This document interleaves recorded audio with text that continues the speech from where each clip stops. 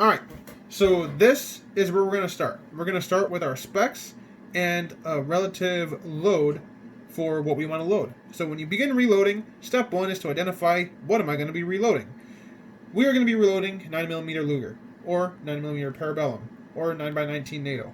So basically, each reloading manual is going to have the base specifications for that cartridge. It'll give you all the dimensions that you need to know.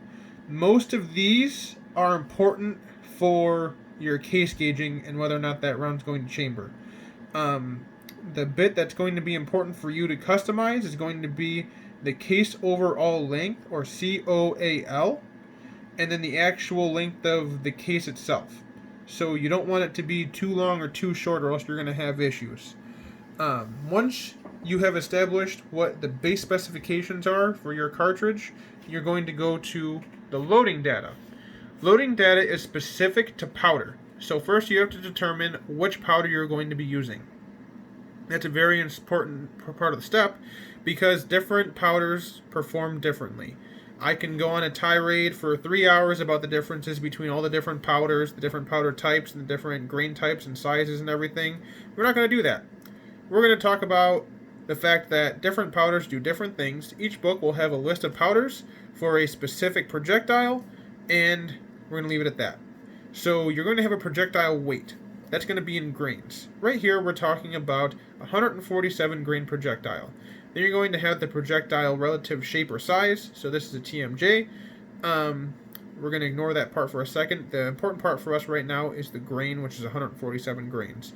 Then you have an overall length of the cartridge, which is going to be 1.115. That's their recommendation. Alright? So I use Tight Group, so we're going to use Tight Group as an example. They want you to start at 32 grains, or 32 would be terrible. You would blow up your gun. 3.2 grains of Tight Group. So you would start your loading.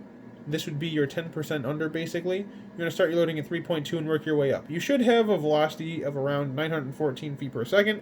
That's going to vary based on your barrel length and a lot of other factors. That's not so much to worry about. Your pressure is important. If you have a gun that you're worried about overpressuring or anything, but for the most part you're not too worried about pressure, but it'll give you your pressure, then it'll tell you what your max load should be. This is the maximum safe load according to the SAAMI specifications.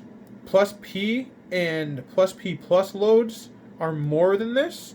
They exceed pressure, and they aren't good to mess with reloading unless you know what you're doing.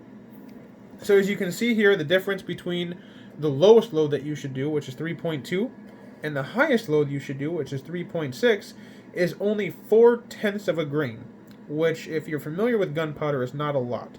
So with pistols, you have a very, very, very tight powder tolerance of what it can and can't handle, so you got to be very careful with that. Rifles, you have a little bit more lenience. You're dealing with dozens of grains instead of tenths of grains. Tenths of grains are still important for rifles when you're talking about precision, but they're not going to affect the functionality of your rifle for the most part.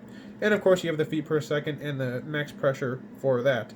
So over here, this is more important if you're going to be reloading for precision and such. You have a ballistics coefficient. That's going to tell you basically what your drag is going to be.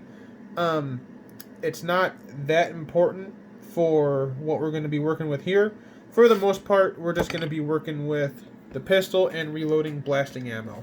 Accurate enough to be able to hit regular IPSC targets at 25 to 50 yards. I can hit targets at 100 yards that are about 12 inches across with mine, so it's plenty accurate enough for pistols. You don't need to have any kind of precision accuracy or anything with the pistols.